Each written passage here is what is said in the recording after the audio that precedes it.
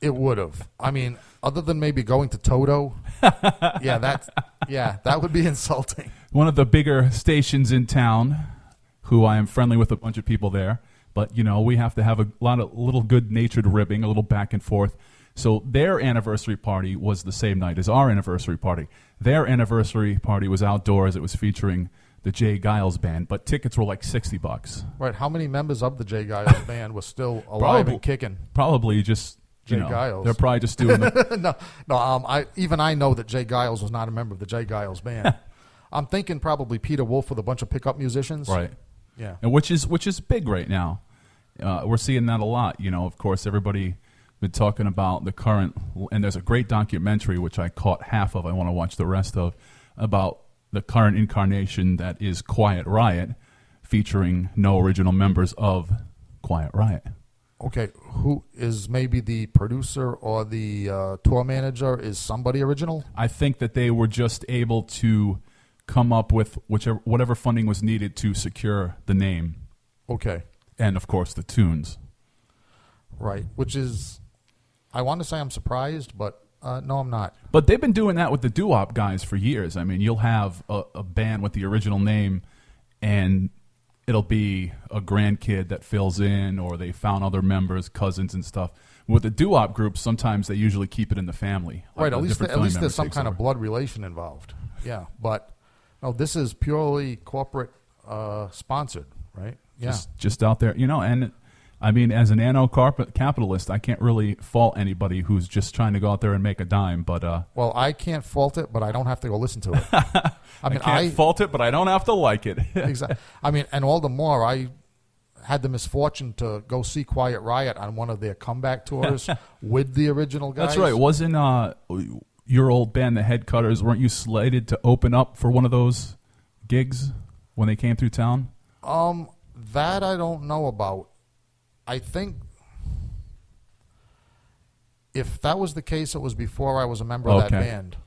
But I think that never materialized in any way, shape, or form because Quiet Riot pretty much dissolved. Yeah, and that's covered in the current Quiet Riot documentary that's out there. How they just kind of really had a lead singer that wasn't keeping up with the whole touring schedule. Well, he wasn't keeping up with it, and he wasn't much of a front man either. Yeah. I saw the demise of Quiet. I mean, I think they hung on for a couple of more shows, but I saw the demise of Quiet Riot at what used to be Jared's in Attleboro. Mm-hmm. And, yeah, I mean, if you want to, you can't even say, I would say it was the worst professional performance I ever saw, except that you can't really say that because it was more sad than anything. Yeah. In other words, this was a bunch of guys that were just nursing their habits. Yeah. Seriously. And you witnessed their demise. Yes, I did. Another band that absolutely blew the roof off of, and I got to say, Firehouse 13, if you haven't been there in a while, check it out. Under new ownership, under new management, a young man that you all know is Psycho has taken over that establishment and absolutely better sound system. It's cleaner if you care about stuff like that. I don't. I prefer a nightclub where you stick to the floors. Yeah, but I do like a good sound system. But yeah, better sound system. They're working on the place, and it looks great in there. They got some great shows coming up. So, if you had a bad experience in the past at Firehouse 13 for whatever reason, go ahead and give it another shot because they've really cleaned up the joint, as the old saying goes. Yeah, well, what happened was, if I remember correctly, it wasn't Firehouse 13 for a while. It was kind of, it was owned. The people that owned it weren't bad people, but it was kind of an afterthought. Right. To yeah. FET. They in had other words, definitely the same moved up. owners that. Yeah, they had moved up to bigger and better things, and like anything else, when you're spread too thin, sometimes the other things. Right. They just let it slide. Right. Yeah. But it's not anymore, man. The place is looking great, and they just have a great clip of punk rock shows coming up between now and the end of the year. But another band that absolutely blew the roof off of Firehouse 13 last night was the Nymphadels, great two-piece band from Providence made up of Pat and Jess. And we're going to hear two songs from them coming up, starting off with my favorite Nymphadels song, which is Wake Up. And then after that, we're going to hear my second favorite Nymphadels song, which is Anchor. So it's a double shot of the Nymphadels right here on the Tony Jones Show, Rhode Island, freeradio.org.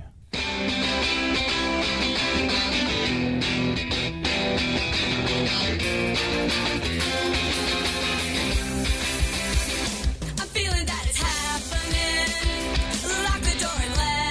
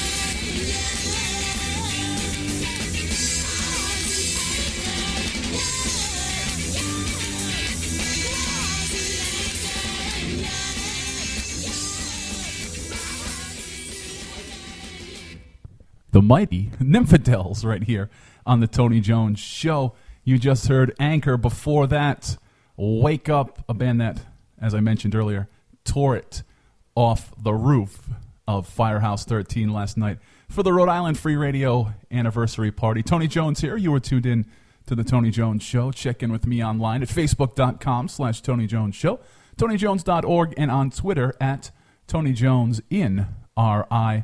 George Garner is here. We're bringing you through some of the best local music around. And now, George, I will yield the floor to all the metalheads out there, all the metalheads listening. Okay. Of which I say that I'm not, but maybe possibly I am. You're being won over. Maybe I'm having a crisis of faith here when it comes to music. Here's the thing. It seeps into your veins a little at a time.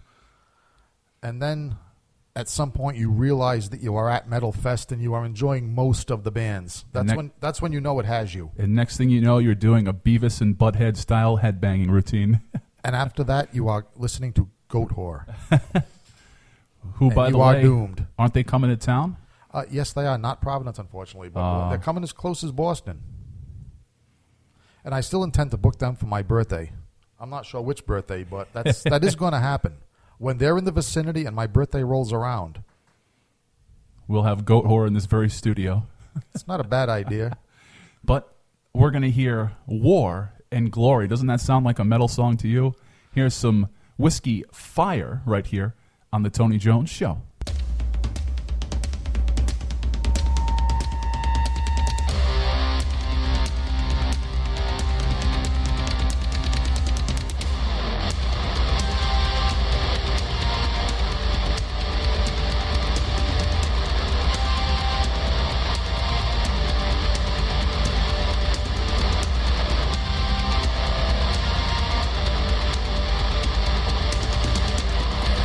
Marching tonight.